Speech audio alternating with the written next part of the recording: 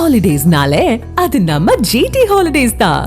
GT holidays, South India's #1 travel brand. நடிகர் விஜயனுடைய முதல் பிரச்சாரம் இன்னும் சில மணி நேரங்களில் தொடங்க இருக்கிறது. நம்முடைய தவேகாவுடைய கொள்கை பரப்பு பொதுச் செயலாளர் ஓய்வு பெற்ற IRS அதிகாரி திரு அருண்ராஜ் அவர்கள் இணைந்திருக்கிறார். சார் வணக்கம். நீங்களும் தவேகா தலைவரோடு தான் பயணப்பட்டு இருக்கீங்க அப்படின்னு தெரிகிறது. நீங்கள் திட்டமிட்ட நேரத்தை தாண்டி இந்த ரோட் ஷோ பயணமானது போயிட்டு இருக்கு. எழுச்சி எப்படி பார்க்குறீங்க? மிகப்பெரிய எழுச்சியை நாங்கள் பார்க்குறோம். மக்கள் வந்து தன்னெழுச்சியாக வந்து தன்னெழுச்சியாக இவ்வளோ பெரிய கூட்டம் கூட்டி இருக்காங்க. திருச்சியே வந்து ஸ்தம்பித்து இருக்கிற மாதிரி வந்திருக்கு. வந்து பாத்தீங்கன்னா வந்து நீங்க சொன்ன மாதிரி நேரம் கடந்து போயிருக்கு. பட் இது என்னன்னா மக்களுக்கு சில பேர் சொல்றாங்க பொதுமக்களுக்கு இடையூறுன்னு சொல்றாங்க. ஆனா பொதுமக்களா விரும்பி வந்து மக்களை பார்க்க வந்திருக்காங்க. அதனாலதான் மக்கள் விருப்பத்திற்காக மக்கள் அவர்களை எப்படியாச்சும் தலைவரை பார்க்கணும் அப்படிங்கறதுனால மக்களா வந்திருக்காங்க. மக்களோட அன்பின் வெளிப்பாடு தான் வந்திருக்கே ஒழிய இது வந்து வேற எதுவும் இல்லை. சில பேரோட காழ்ப்புணர்ச்சியை வந்து அந்த மாதிரி சொல்லிட்டு இருக்காங்க. இப்போ இந்த நேரம் வந்து கிட்டத்தட்ட ஒரு 2 மணி நேரம் எக்ஸ்ட்ரா ஆயிடுச்சு. ஸோ இப்போ அடுத்தடுத்த பயணத்திட்டங்களும் இது பாதிப்பை ஏற்படுத்தும் இல்லையா? ஸோ அதை எப்படி மேனேஜ் பண்ணுறதுக்கு ஏதாவது திட்டம் இருக்கா? இல்லை எல்லா இடத்துலையும் இன்னைக்கு அரியலூர் போகிறீங்க, பெரம்பலூர் போகிறீங்க, அங்கேயும் இதே வரவேற்பு எதிர்பார்க்குறீங்களா?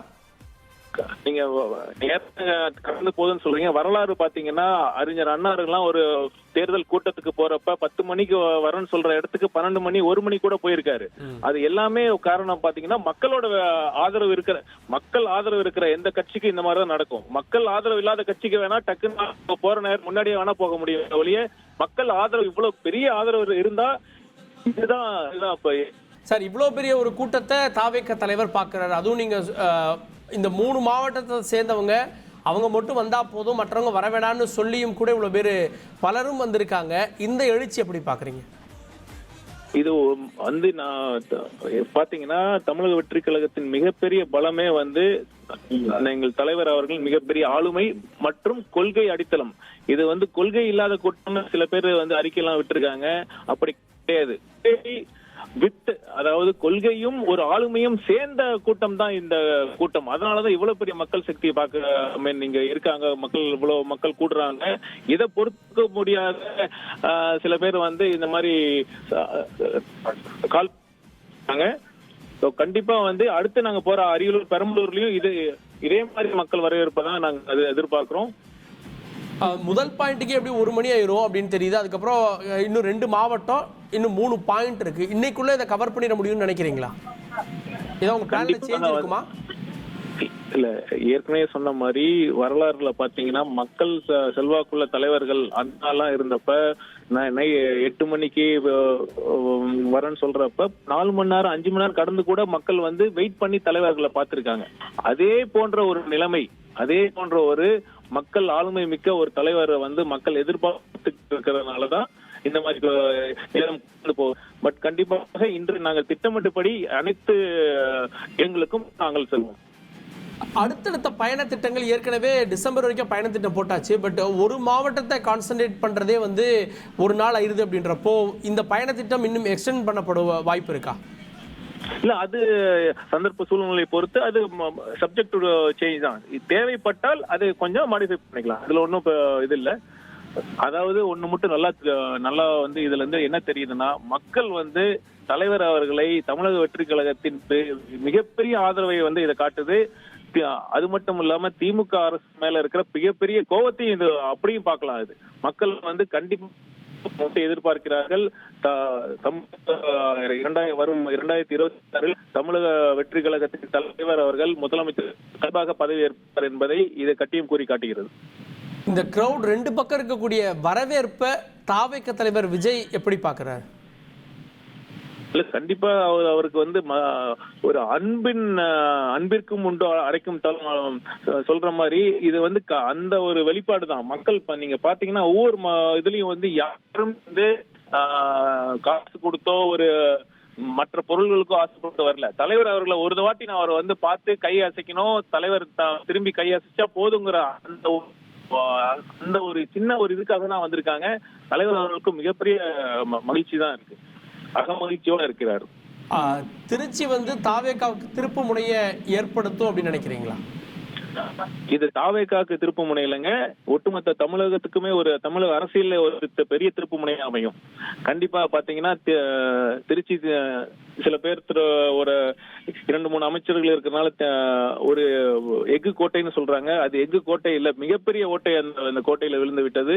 இது தமிழகத்துக்கே ஒரு பெரிய ஒரு டேர்னிங் பாயிண்டா இருக்குங்க.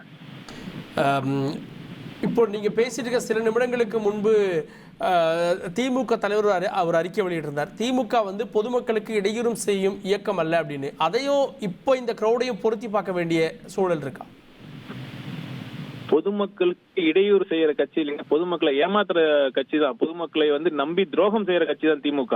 இங்க ஆதரவு இருக்க மக்கள் ஆதரவு இழந்தனால அவங்க வந்து ஒரு காழ்ப்புணர்ச்சியில சொல்றாங்க. இவ்வளவு பெரிய மக்கள் வெள்ளத்தை, இவ்வளவு பெரிய மக்கள் சக்தியை பார்த்து யாரா இருந்தாலும், அது திமுக இல்ல வேற எந்த கட்சி ஆட்சியில இருந்தாலும் இந்த மாதிரிதான் சொல்லியிருப்பாங்க.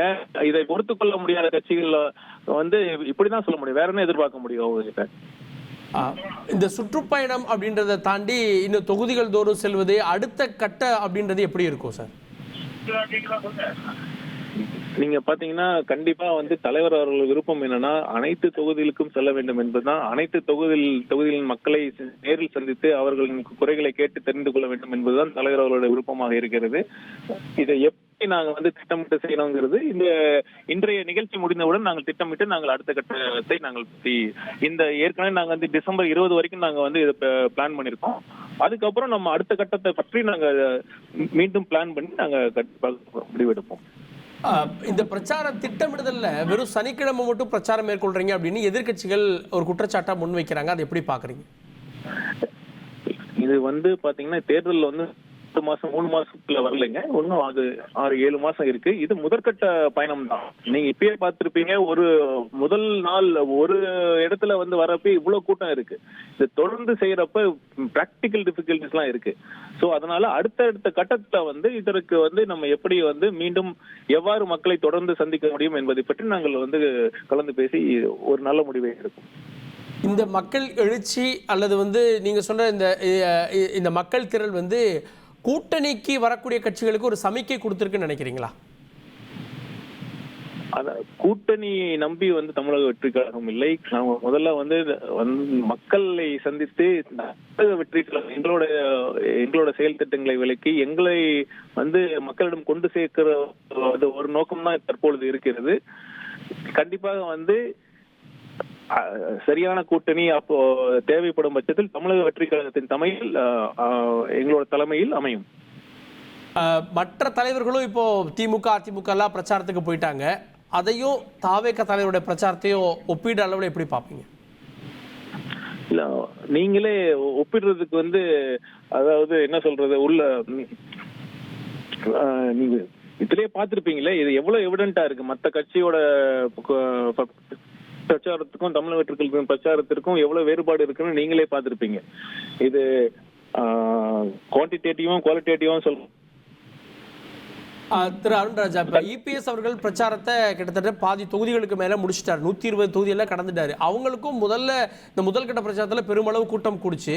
ஸோ இப்போ இது முதல் நாள் அப்படின்றதால தாவேகாவுடைய இந்த பிரச்சாரத்தில் இவ்வளவு கூட கூட்டி இருக்கு அப்படின்னு நம்ம பார்க்கலாமா?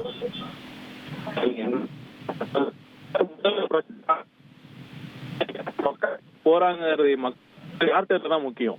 அதனால வந்து நீங்க வந்து நீங்க பார்க்க தான் போறீங்க. ஒவ்வொரு மக்கள் வந்து தலைவர் எப்ப கூட்டம் எல்லா ஒவ்வொரு மாவட்டத்திலையும் இதே ஆதரவு, இதே மக்கள் வெள்ளம், இதே மக்கள் அன்பு வந்து இல்லை. விஜயுடைய ஸ்பீச்சுக்காக இப்போ தொண்டர்கள் மட்டும் இல்லை எல்லாருமே காத்துட்டு இருக்காங்க. இந்த ஸ்பீச்சில் என்னெல்லாம் சாராம்சங்கள் இருக்கும்னு நினைக்கிறீங்க சார்? வாய்ஸ் பிரேக் ஆகுது. விஜயுடைய ஸ்பீச்சில் என்னென்ன விஷயங்கள் பத்தி பேச வாய்ப்பு இருக்கு?